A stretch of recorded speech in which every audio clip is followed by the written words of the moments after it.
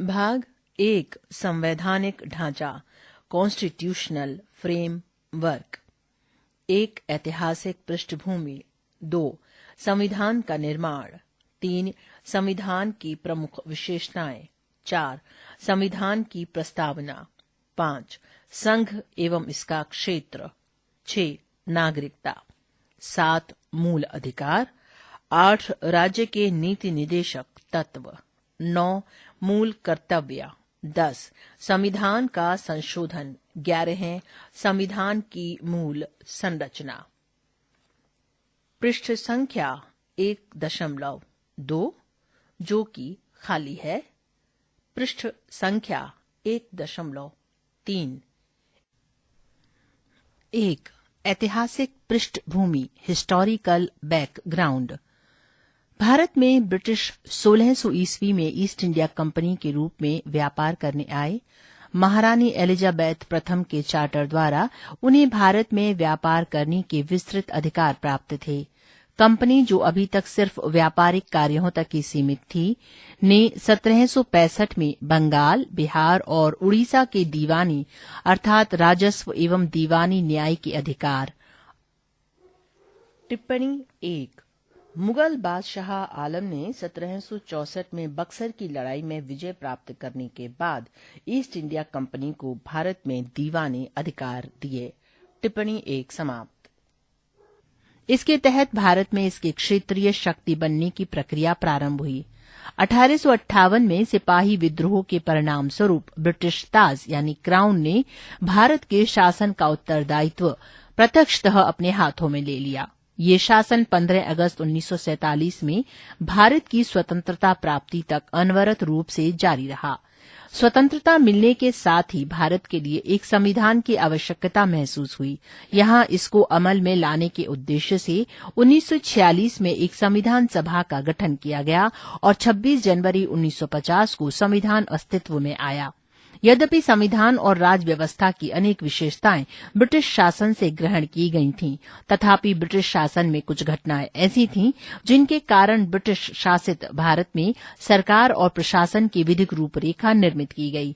इन घटनाओं ने हमारे संविधान और राजतंत्र पर गहरा प्रभाव छोड़ा। उनके बारे में विस्तृत व्याख्या 2 शीर्षकों के अंतर्गत कालक्रमबद्ध रूप से यहाँ दी गई है। 1 कंपनी का शासन 1773 से 1858, 2 सम्राट का शासन 1858 से 1947। कंपनी का शासन 1773 से 1858 तक। 1773 का रेगुलेटिंग एक्ट। इस अधिनियम का अत्यधिक संवैधानिक महत्व था। यथा भारत में ईस्ट इंडिया कंपनी के कार्यों को नियमित और नियंत्रित करने की दिशा में ब्रिटिश सरकार द्वारा उठाया गया ये पहला कदम था। ब इसके द्वारा पहली बार कंपनी के प्रशासनिक और राजनीतिक कार्यों को मान्यता मिली। एवं स इसके द्वारा भारत में केंद्रीय प्रशासन की नींव रखी गई। इस अधिनियम की प्रमुख विशेषताएं इस प्रकार थीं। 1 इस अधिनियम द्वारा बंगाल के गवर्नर को बंगाल का गवर्नर जनरल पद नाम दिया गया एवं उसकी सहायता के लिए एक 4 सदस्यीय कार्यकारी परिषद का गठन किया गया। उल्लेखनीय है कि ऐसे पहले गवर्नर लॉर्ड वॉरेन हेस्टिंग्स थे। 2 इसके द्वारा मद्रास एवं बम्बई के गवर्नर बंगाल के गवर्नर जनरल के अधीन हो गए, जबकि पहले सभी प्रेसिडेंसियों के गवर्नर एक दूसरे से अलग थे। 3 अधिनियम के अंतर्गत कलकत्ता में 1774 में एक उच्चतम न्यायालय की स्थापना की गई, जिसमें मुख्य न्यायाधीश और 3 अन्य न्यायाधीश थे। 4 इसके तहत कंपनी के कर्मचारियों को निजी व्यापार करने और भारतीय लोगों से उपहार व रिश्वत लेना प्रतिबंधित कर दिया गया। 5 इस अधिनियम के द्वारा ब्रिटिश सरकार का कोर्ट ऑफ डायरेक्टर्स यानी कंपनी की गवर्निंग बॉडी के माध्यम से कंपनी पर नियंत्रण सशक्त हो गया। इसने भारत में इसके राजस्व, नागरिक और सैन्य मामलों की जानकारी ब्रिटिश सरकार को देना आवश्यक कर दिया गया। 1781 का संशोधन अधिनियम amending act of 1781 regulating act of 1773 की खामियों को ठीक करने के लिए ब्रिटिश संसद ने अमेंडिंग एक्ट ऑफ 1781 पारित किया, जिसे बंदोबस्त कानून यानी एक्ट ऑफ सेटलमेंट के नाम से भी जाना जाता है। इस कानून की निम्नलिखित विशेषताएं थीं। पृष्ठ संख्या 1.4। 1. इस कानून में गवर्नर जनरल तथा काउंसिल को सर्वोच्च न्यायालय के क्षेत्राधिकार से बरी अथवा मुक्त कर दिया। उनके ऐसे कृत्यों के लिए जो उन्होंने पद धारण के अधिकार से किए थे, उसी प्रकार कंपनी के सेवकों को भी उनकी कार्य करने के दौरान की गई कार्यवाहियों के लिए सर्वोच्च न्यायालय के क्षेत्राधिकार से मुक्त कर दिया गया। 2. इस कानून में राजस्व संबंधी मामलों तथा राजस्व वसूली से जुड़े मामलों को भी सर्वोच्च न्यायालय के क्षेत्राधिकार के बाहर कर दिया गया। 3. इस कानून द्वारा कलकत्ता या कोलकाता के सभी निवासियों को सर्वोच्च न्यायालय के अधिकार क्षेत्र के अंतर्गत कर दिया गया। इसमें यह भी व्यवस्था बनाई गई कि न्यायालय हिंदुओं के निजी कानूनों के हिसाब से हिंदुओं तथा मुसलमानों के निजी कानूनों के हिसाब से मुसलमानों के वाद या मामले तय करे। 4. इस कानून द्वारा ये व्यवस्था भी की गई कि प्रांतीय न्यायालयों की appeal governor general in council के यहाँ दायर हो, न कि सर्वोच्च न्यायालय में। 5. इस कानून में गवर्नर जनरल इन काउंसिल को प्रांतीय न्यायालयों एवं काउंसिलों कोष्ठक में प्रोविंशियल कोर्ट्स एवं काउंसिल्स कोष्ठक बंद के लिए नियम विनिमय बनाने के लिए अधिकृत किया गया। 1786 का अधिनियम एक्ट ऑफ 1786। 1786 में लॉर्ड कॉर्नवालिस को बंगाल का गवर्नर जनरल नियुक्त किया गया। उसने ये पद स्वीकार करने के लिए 2 शर्तें या मांगे रखीं। 1. उसे विशेष मामलों में अपनी काउंसिल के निर्णयों को अधिभावी करने अथवा न मानने का अधिकार हो। 2. उसे सेनापति अथवा कमांडर इन चीफ का पद भी दिया जाए। उपरोक्त शर्तों को 1786 के कानून में प्रावधानों के रूप में जोड़ा गया। 1793 का चार्टर कानून, चार्टर एक्ट ऑफ 1793। इस कानून की निम्नलिखित विशेषताएं थीं। 1. इसने लॉर्ड कॉर्नवालिस को दी गई काउंसिल के निर्णयों के ऊपर अधिभावी शक्ति को भविष्य के सभी गवर्नर जनरलों एवं प्रेसिडेंसियों के गवर्नरों तक विस्तारित कर दिया। 2. इसने गवर्नर जनरल को अधीनस्थ बॉम्बे और मद्रास प्रेसिडेंसी की सरकारों के ऊपर अधिक नियंत्रणकारी शक्ति प्रदान की। 3. इसने भारत पर व्यापार के एक अधिकार को अगले 20 वर्षों की अवधि के लिए बढ़ा दिया। 4. इसने कमांडर इन चीफ के गवर्नर जनरल काउंसिल के सदस्य होने की अनिवार्यता समाप्त कर दी, बशर्ते कि उसे उसी रूप में नियुक्त किया गया हो। 5. इसने व्यवस्था दी कि बोर्ड ऑफ कंट्रोल के सदस्यों तथा उनके कर्मचारियों को भारतीय राजस्व में से ही भुगतान किया जाएगा। चार्टर कानून 1813 है। Charter act of 1813। 1. इस कानून ने भारत में कंपनी के व्यापार एक अधिकार को समाप्त कर दिया, यानी भारतीय व्यापार को सभी ब्रिटिश व्यापारियों के लिए खोल दिया गया। तब भी इस कानून ने चाय के व्यापार तथा चीन के साथ व्यापार में कंपनी के एकाधिकार को बहाल रखा। 2. इस कानून ने भारत में कंपनी शासित क्षेत्रों पर ब्रिटेन के राजा की प्रभुता को प्रकट व स्थापित किया। 3. इस कानून ने ईसाई मिशनरियों को भारत आकर लोगों को प्रबुद्ध करने की अनुमति प्रदान की। 4. इस कानून ने भारत के ब्रिटिश इलाकों में बाशिंदों के बीच पश्चिमी शिक्षा के प्रचार प्रसार की व्यवस्था दी। 5. इस कानून ने भारत की स्थानीय सरकारों को व्यक्तियों पर कर लगाने के लिए अधिकृत किया, पर कर भुगतान नहीं करने पर दंड की भी व्यवस्था की। 1784 का Pitt's India act. Regulating act 1773 की कमियों को दूर करने के लिए ब्रिटिश संसद ने एक संशोधित अधिनियम 1781 में पारित किया, जिसे एक्ट ऑफ सेटलमेंट के नाम से भी जाना जाता है। इसके बाद एक अन्य महत्वपूर्ण अधिनियम पिट्स इंडिया एक्ट 1784 अस्तित्व में आया। टिप्पणी 2. इसे ब्रिटिश संसद में तत्कालीन प्रधानमंत्री विलियम पिट द्वारा पुनः स्थापित किया गया। टिप्पणी समाप्त। इस अधिनियम की विशेषताएं इस प्रकार थीं। 1. इसने कंपनी के राजनीतिक और वाणिज्यिक कार्यों को पृथक पृथक कर दिया। 2. इसने निदेशक मंडल को कंपनी के व्यापारिक मामलों के अधीक्षण की अनुमति तो दे दी, लेकिन राजनीतिक मामलों के प्रबंधन के लिए नियंत्रण बोर्ड ऑफ कंट्रोल नाम से एक नए निकाय का गठन कर दिया। इस प्रकार द्वैध शासन की व्यवस्था का आरंभ किया गया।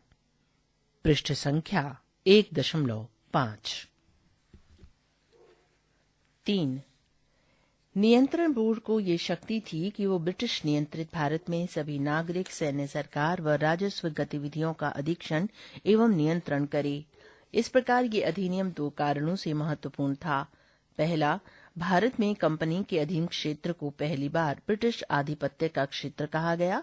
दूसरा, ब्रिटिश सरकार को भारत में कंपनी के कार्यों और इसके प्रशासन पर पूर्ण नियंत्रण प्रदान किया गया। 1833 का चार्टर अधिनियम ब्रिटिश भारत के केंद्रीयकरण की दिशा में ये अधिनियम निर्णायक कदम था। इस अधिनियम की विशेषताएं इस प्रकार थीं। 1. इसने बंगाल के गवर्नर जनरल को भारत का गवर्नर जनरल बना दिया, जिसमें सभी नागरिक और सैन्य शक्तियां निहित थीं। इस प्रकार इस अधिनियम ने पहली बार एक ऐसी सरकार का निर्माण किया जिसका ब्रिटिश कब्जे वाले संपूर्ण भारतीय क्षेत्र पर पूर्ण नियंत्रण था। लॉर्ड विलियम बेंटिंग भारत के प्रथम गवर्नर जनरल थे। 2. इसने मद्रास और बंबई के गवर्नरों को विधायिका संबंधी शक्ति से वंचित कर दिया। भारत के गवर्नर जनरल को पूरे ब्रिटिश भारत में विधायिका के असीमित अधिकार प्रदान कर दिए गए। इसके अंतर्गत पहले बनाए गए कानूनों को नियामक कानून कहा गया और नए कानून के तहत बने कानूनों को एक्ट या अधिनियम कहा गया। 3. ईस्ट इंडिया कंपनी की एक व्यापारिक निकाय के रूप में की जाने वाली गतिविधियों को समाप्त कर दिया गया। अब ये विशुद्ध रूप से प्रशासनिक निकाय बन गया। इसके तहत कंपनी के अधिकार वाले क्षेत्र ब्रिटिश राजशाही और उसके उत्तराधिकारियों के विश्वास के तहत ही कब्जे में रह गए। 4. चार्टर एक्ट 1833 ने सिविल सेवकों के चयन के लिए खुली प्रतियोगिता का आयोजन शुरू करने का प्रयास किया। इसमें कहा गया कि कंपनी में भारतीयों को किसी पद, कार्यालय या रोजगार को हासिल करने से वंचित नहीं किया जाएगा। हालांकि बोर्ड ऑफ डायरेक्टर्स के विरोध के कारण इस प्रावधान को समाप्त कर दिया गया। 1853 का चार्टर अधिनियम 1793 से 1853 के दौरान ब्रिटिश संसद द्वारा पारित किए गए चार्टर अधिनियमों की श्रृंखला में ये अंतिम अधिनियम था। संवैधानिक विकास की दृष्टि से ये अधिनियम एक महत्वपूर्ण अधिनियम था। इस अधिनियम की विशेषताएं इस प्रकार थीं। 1. इसने पहली बार गवर्नर जनरल की परिषद के विधायी एवं प्रशासनिक कार्यों को अलग कर दिया। इसके तहत परिषद में 6 नए पार्षद और जोड़े गए। इन्हें विधान पार्षद कहा गया।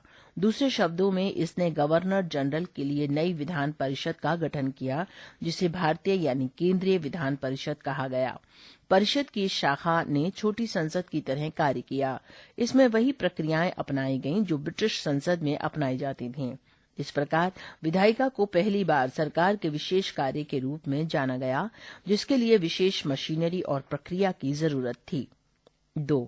इसने सिविल सेवकों की भर्ती एवं चयन हेतु खुली प्रतियोगिता व्यवस्था का आरंभ किया। इस प्रकार विशिष्ट सिविल सेवा। टिप्पणी 3. उस समय कंपनी की सिविल सेवाएं 2 तरह की होती थीं। प्रसंविदाबद्ध सिविल सेवाएं कोष्टक में उच्च सिविल सेवाएं कोष्टक बंद एवं गैर प्रसंविदाबद्ध सिविल सेवाएं कोष्टक में निम्न सेवाएं कोष्टक बंद। पहली कंपनी के कानून द्वारा निर्मित हुई, जबकि दूसरी अन्य तरह से। टिप्पणी 3 समाप्त। भारतीय नागरिकों के लिए भी खोल दी गई और इसके लिए 1854 में कोष्टक में भारतीय सिविल सेवा के संबंध में कोष्टक बंद मैकाले समिति की नियुक्ति की गई। 3. इसने कंपनी के शासन को विस्तारित कर दिया और भारतीय क्षेत्र को इंग्लैंड राजशाही के विश्वास के तहत कब्जे में रखने का अधिकार दिया। लेकिन पूर्व अधिनियमों के विपरीत इसमें किसी निश्चित समय का निर्धारण नहीं किया गया था। इससे स्पष्ट था कि संसद द्वारा कंपनी का शासन किसी भी समय समाप्त किया जा सकता था। 4. इसने प्रथम बार भारतीय केंद्रीय विधान परिषद में स्थानीय प्रतिनिधित्व प्रारंभ किया। गवर्नर जनरल की परिषद में 6 नए सदस्यों में से 4 का चुनाव बंगाल, मद्रास, बंबई और आगरा की स्थानीय प्रांतीय सरकारों द्वारा किया जाना था। ताज का शासन 1858 से 1947 तक। 1858 का भारत सरकार अधिनियम। इस महत्वपूर्ण कानून का निर्माण 1857 के विद्रोह के बाद किया गया, जिसे भारत का प्रथम स्वतंत्रता संग्राम या सिपाही विद्रोह भी कहा जाता है। भारत के शासन को अच्छा बनाने वाला अधिनियम नाम के प्रसिद्ध इस कानून ने ईस्ट इंडिया कंपनी को समाप्त कर दिया और गवर्नरों, क्षेत्रों और राजस्व संबंधी शक्तियां ब्रिटिश राजशाही को हस्तांतरित कर दी। पृष्ठ संख्या 1.6। इस अधिनियम की विशेषताएं इस प्रकार थीं। 1.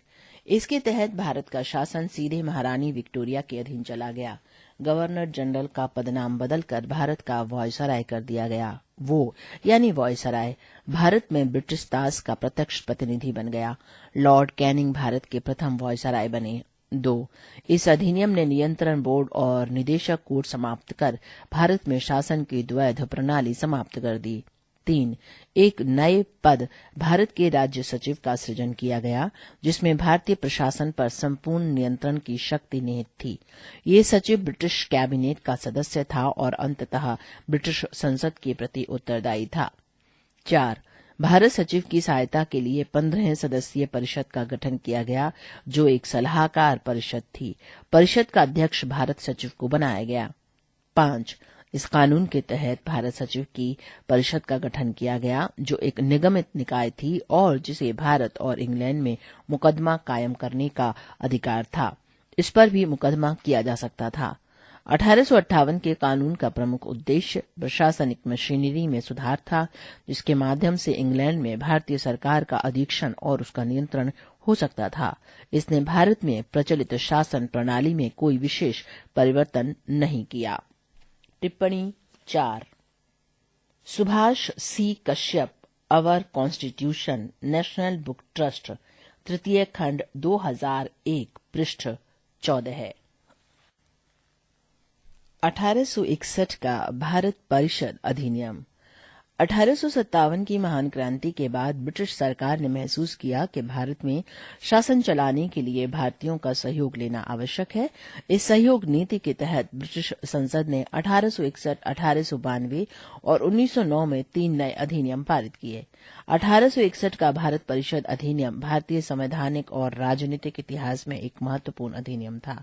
इस अधिनियम की विशेषताएं इस प्रकार थीं। 1. इसके द्वारा कानून बनाने की प्रक्रिया में भारतीय प्रतिनिधियों को शामिल करने की शुरुआत हुई। इस प्रकार वॉयसराय कुछ भारतीयों को विस्तारित परिषद में गैर सरकारी सदस्यों के रूप में नामांकित कर सकता था। 1862 में लॉर्ड कैनिंग ने 3 भारतीयों, बनारस के राजा, पटियाला के महाराजा और सर दिनकर राव को विधान परिषद में मनोनीत किया। 2. इस अधिनियम ने मद्रास और बम्बई प्रेसिडेंसियों को विधायी शक्तियां पुनः देकर विकेंद्रीकरण की प्रक्रिया की शुरुआत की। इस प्रकार इस अधिनियम ने रेगुलेटिंग एक्ट 1773 द्वारा शुरू हुई केंद्रीयकरण की प्रवृत्ति को उलट दिया, जो 1833 के चार्टर अधिनियम के साथ ही अपने चरम पर पहुंच गई थी। इस विधायी विकास की नीति के कारण 1937 तक प्रांतों को संपूर्ण आंतरिक स्वायत्तता हासिल हो गई। 3. बंगाल, उत्तर पश्चिम सीमा प्रांत और पंजाब में क्रमशः 1862, 1866 और 1897 में विधान परिषदों का गठन हुआ। 4. इसने वॉयसराय को परिषद में कार्य संचालन के लिए अधिक नियम और आदेश बनाने की शक्तियां प्रदान की। इसने लॉर्ड कैनिंग द्वारा 1859 में प्रारंभ की गई पोर्टफोलियो प्रणाली को भी मान्यता दी।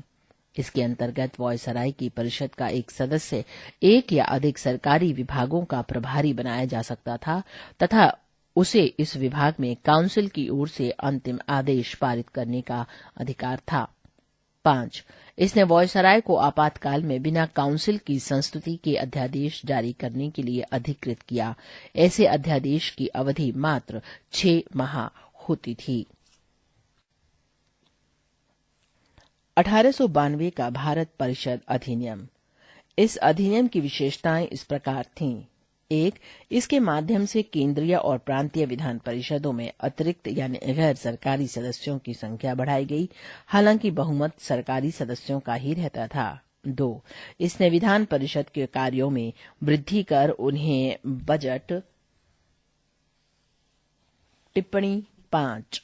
बजट की व्यवस्था को ब्रिटिश कालीन भारत में 1860 से शुरू किया गया।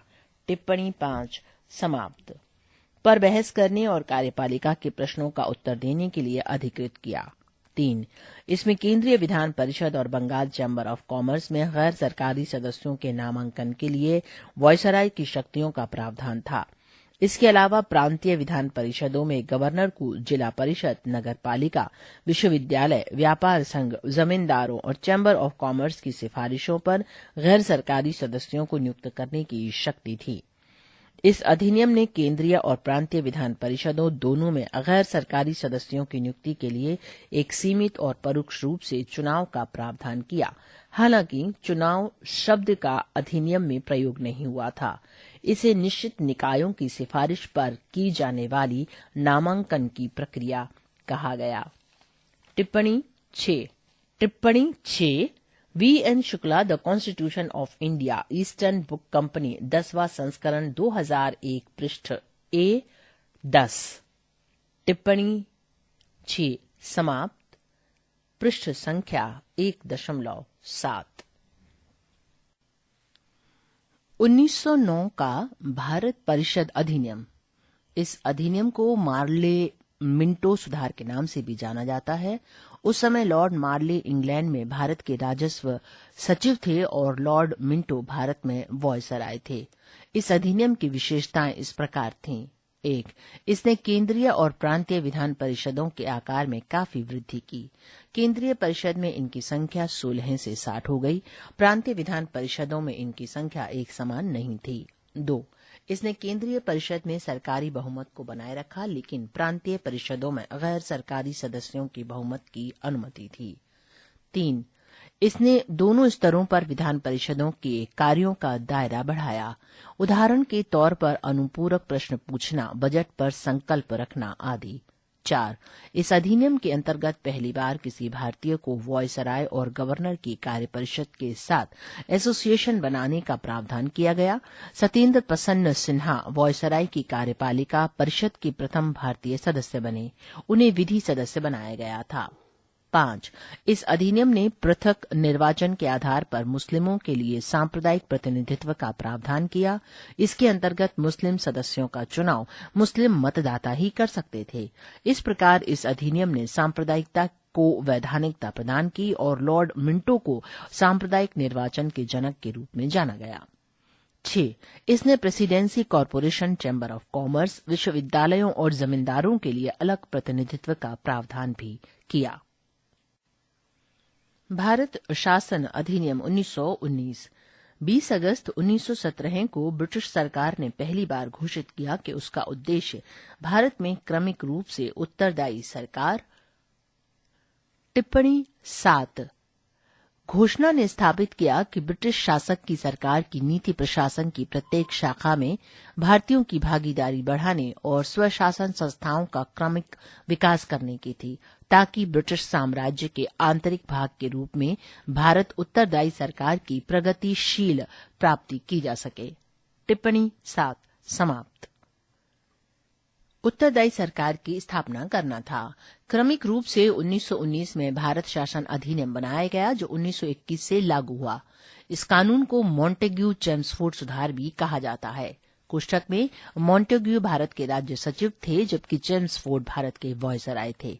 इस अधिनियम की विशेषताएं इस प्रकार थीं। 1. केंद्रीय और प्रांतीय विषयों की सूची की पहचान कर एवं उन्हें पृथक कर राज्यों पर केंद्रीय नियंत्रण कम किया गया। केंद्रीय और प्रांतीय विधान परिषदों को अपनी सूचियों के विषयों पर विधान बनाने का अधिकार प्रदान किया गया, लेकिन सरकार का ढांचा केंद्रीय और एकात्मक ही बना रहा। 2. इसने प्रांतीय विषयों को पुनः 2 भागों में विभक्त किया, हस्तांतरित और आरक्षित। हस्तांतरित विषयों पर गवर्नर का शासन होता था और इस कार्य में वो उन मंत्रियों की सहायता लेता था जो विधान परिषद के प्रति उत्तरदायी थे। दूसरी ओर आरक्षित विषयों पर गवर्नर कार्यपालिका परिषद की सहायता से शासन करता था, जो विधान परिषद के प्रति उत्तरदायी नहीं थी। शासन की इस दोहरी व्यवस्था को द्वैध यानी यूनानी शब्द डाई आर्का से व्युत्पन्न शासन व्यवस्था कहा गया। हालांकि ये व्यवस्था काफी हद तक असफल ही रही। 3. इस अधिनियम ने पहली बार देश में द्विसदनीय व्यवस्था और प्रत्यक्ष निर्वाचन की व्यवस्था प्रारंभ की। इस प्रकार भारतीय विधान परिषद के स्थान पर द्विसदनीय व्यवस्था यानी राज्यसभा और लोकसभा का गठन किया गया। दोनों सदनों के बहुसंख्यक सदस्यों को प्रत्यक्ष निर्वाचन के माध्यम से निर्वाचित किया जाता था। 4. इसके अनुसार वायसराय के कार्यकारी परिषद के 6 सदस्यों में से कोष्ठक में कमांडर इन चीफ को छोड़कर कोष्ठक बंद 3 सदस्यों का भारतीय होना आवश्यक था। 5. इसने सांप्रदायिक आधार पर सिखों, भारतीय ईसाइयों, आंग्ल भारतीयों और यूरोपियों के लिए भी पृथक निर्वाचन के सिद्धांत को विस्तारित कर दिया। 6. इस कानून ने संपत्ति, कर या शिक्षा के आधार पर सीमित संख्या में लोगों को मताधिकार प्रदान किया। 7. इस कानून ने लंदन में भारत के उच्चायुक्त के कार्यालय का सृजन किया और अब तक भारत सचिव द्वारा किए जा रहे कुछ कार्यों को उच्चायुक्त को स्थानांतरित कर दिया गया। पृष्ठ संख्या 1.8।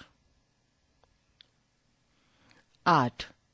इससे एक लोक सेवा आयोग का गठन किया गया अतः 1926 में सिविल सेवकों की भर्ती। टिप्पणी 8. ये भारत में उच्च नागरिक सेवाओं 1923 से 24 पर ली आयोग की सिफारिशों पर किया गया। टिप्पणी 8 समाप्त। के लिए केंद्रीय लोक सेवा आयोग का गठन किया गया। 9.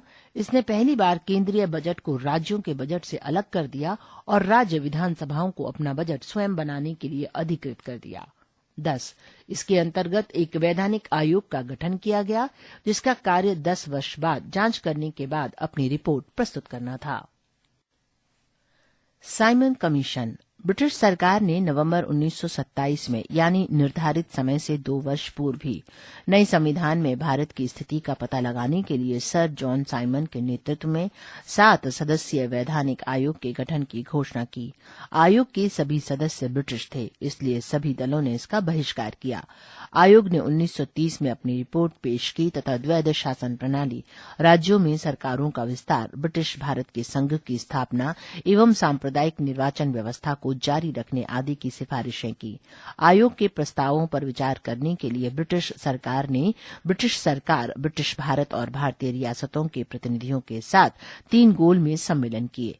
इन सम्मेलनों में हुई चर्चा के आधार पर संवैधानिक सुधारों पर एक श्वेत पत्र तैयार किया गया जिसे विचार के लिए ब्रिटिश संसद की संयुक्त प्रवर समिति के समक्ष रखा गया।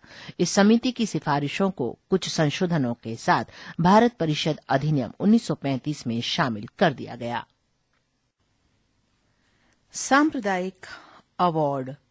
ब्रिटिश प्रधानमंत्री रैमजे मैकडोनाल्ड ने अगस्त 1932 में अल्पसंख्यकों के प्रतिनिधित्व पर एक योजना की घोषणा की। इसे कम्युनल अवार्ड या सांप्रदायिक अवार्ड के नाम से जाना गया।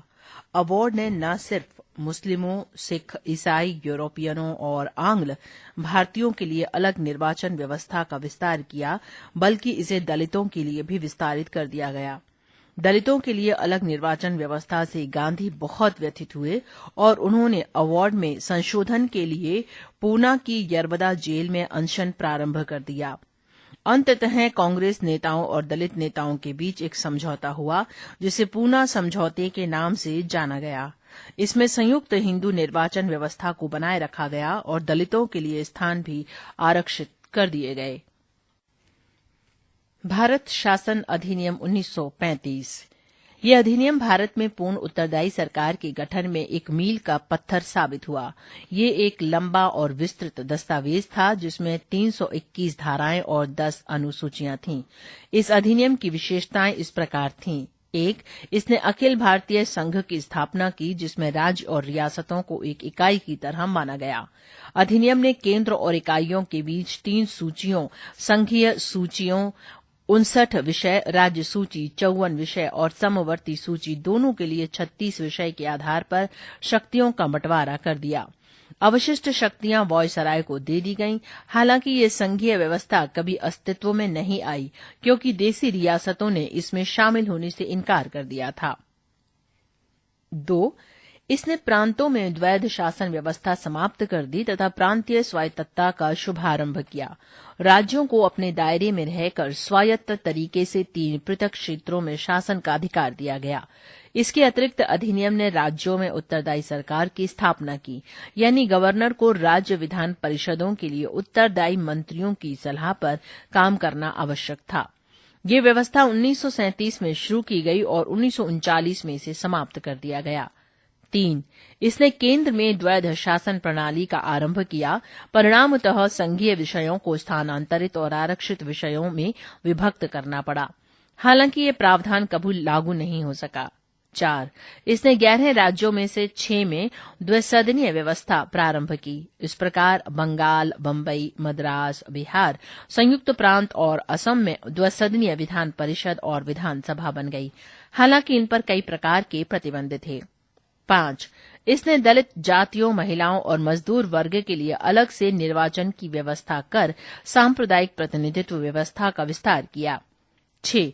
इसने भारत शासन अधिनियम 1858 द्वारा स्थापित भारत परिषद को समाप्त कर दिया। इंग्लैंड में भारत सचिव को सलाहकारों की टीम मिल गई। 7. इसने मताधिकार का विस्तार किया। लगभग 10% जनसंख्या को मत का अधिकार मिल गया। 8. इसके अंतर्गत देश की मुद्रा और साख पर नियंत्रण के लिए भारतीय रिजर्व बैंक की स्थापना की गई। 9. इसने न केवल संघीय लोक सेवा आयोग की स्थापना की, बल्कि प्रांतीय सेवा आयोग और 2 या अधिक राज्यों के लिए संयुक्त सेवा आयोग की स्थापना भी की। 10. इसके तहत 1937 में संघीय न्यायालय की स्थापना हुई। पृष्ठ संख्या 1.9। भारतीय स्वतंत्रता अधिनियम 1947। 20 फरवरी 1947 को ब्रिटिश प्रधानमंत्री क्लीमेंट एटली ने घोषणा की कि 30 जून 1947 को भारत में ब्रिटिश शासन समाप्त हो जाएगा। इसके बाद सत्ता उत्तरदायी भारतीय हाथों में सौंप दी जाएगी। इस घोषणा पर मुस्लिम लीग ने आंदोलन किया और भारत के विभाजन की बात कही। 3 जून 1947 को ब्रिटिश सरकार ने फिर स्पष्ट किया कि 1946 में गठित संविधान सभा द्वारा बनाया गया संविधान उन क्षेत्रों पर लागू नहीं होगा जो इसे स्वीकार नहीं करेंगे।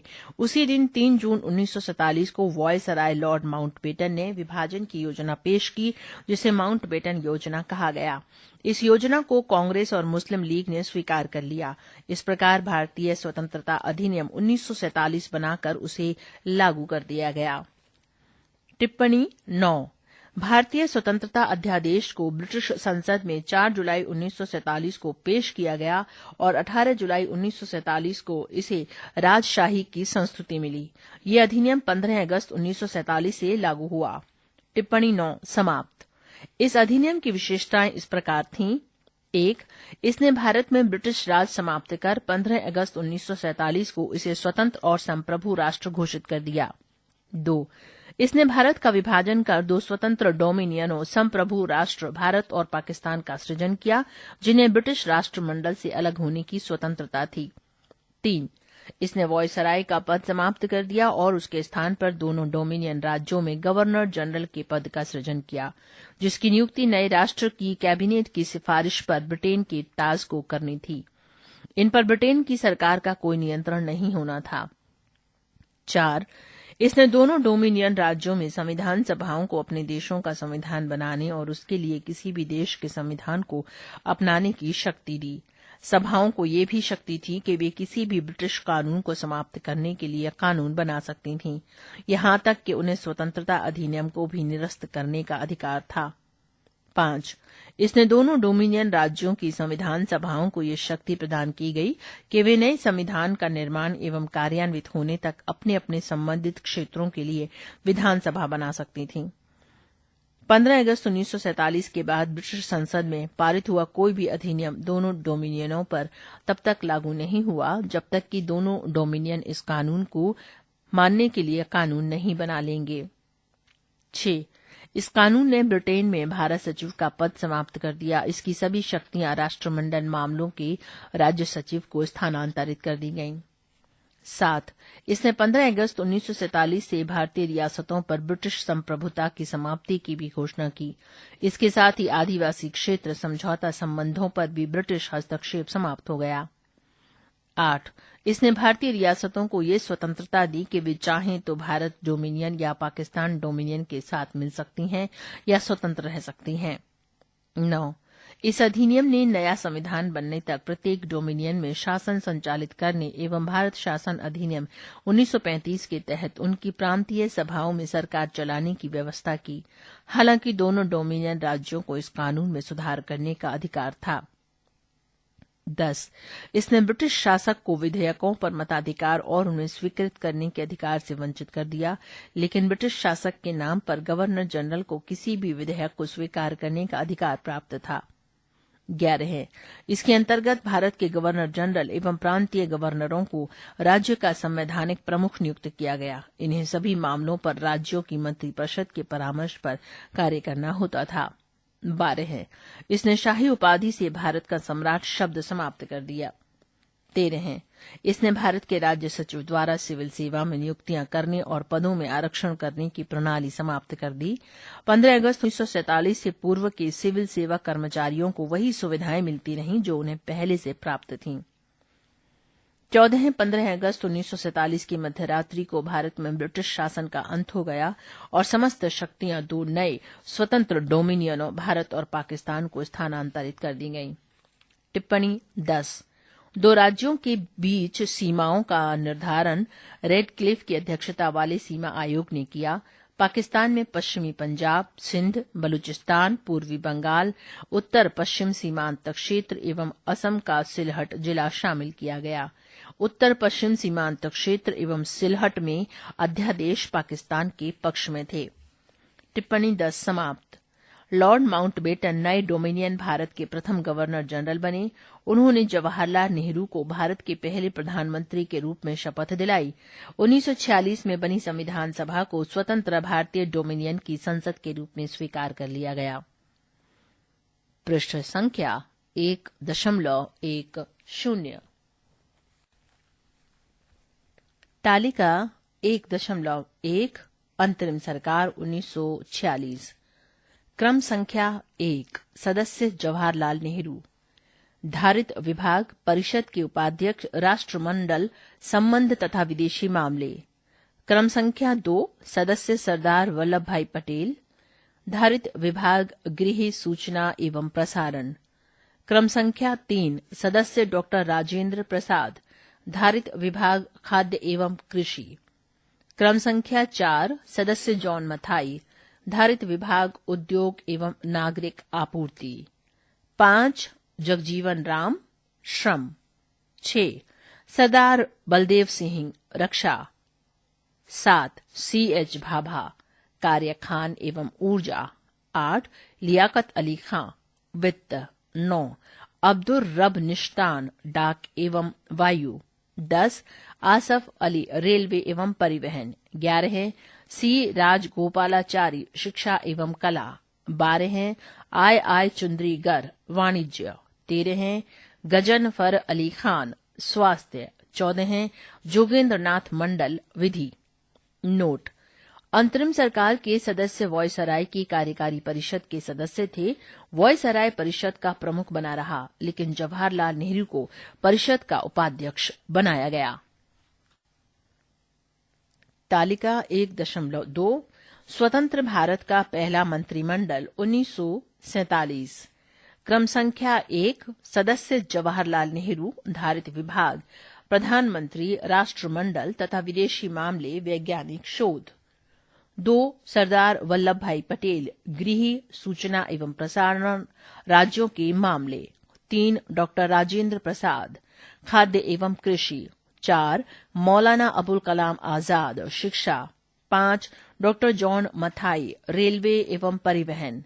6 R.K. षणमुगम शेट्टी वित्त। 7 डॉक्टर B.R. अम्बेडकर विधि। 8 जगजीवन राम श्रम। 9 सरदार बलदेव सिंह रक्षा। राजकुमारी अमृत कौर स्वास्थ्य। C.H. भाभा वाणिज्य। रफी अहमद किदवई संचार। डॉक्टर श्यामा प्रसाद मुखर्जी उद्योग एवं आपूर्ति। 14 नरहर विष्णु गाडगिल कार्य खान एवं ऊर्जा। पृष्ठ संख्या 1.11। इस पृष्ठ पर टिप्पणी एवं संदर्भ दिए हुए हैं जो कि हम पहले ही बता चुके हैं। पृष्ठ संख्या 1.12। ये पृष्ठ खाली है। पृष्ठ संख्या 2.1।